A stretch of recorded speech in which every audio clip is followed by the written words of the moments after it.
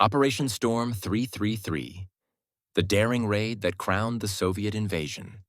On December 27, 1979, Soviet special units, Grom and Zenit from the elite Alpha Group, together with the Muslim battalion made up of Central Asian soldiers, launched a coordinated assault on the Tajbeg Palace in Kabul.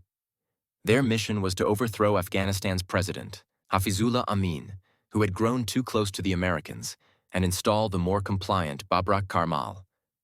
Though Soviet advisors had long operated in the country, this attack marked the official beginning of the Soviet-Afghan War.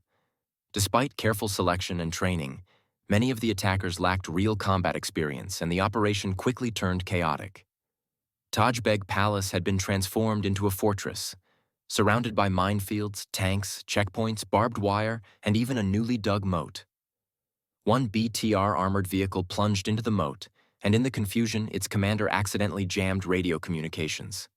The assault stalled under heavy fire before soldiers finally stormed the palace walls with ladders, entering through windows like medieval besiegers. Moments after they broke in, the power failed, plunging the castle into darkness. In the pitch-black corridors and with no night vision gear, both sides identified friend or foe by the language of their swearing. Suka Bliat became the lifeline of the Soviet troops. Ironically, some of Amin's guards, many of whom had trained in the USSR, began shouting the same words to avoid being shot.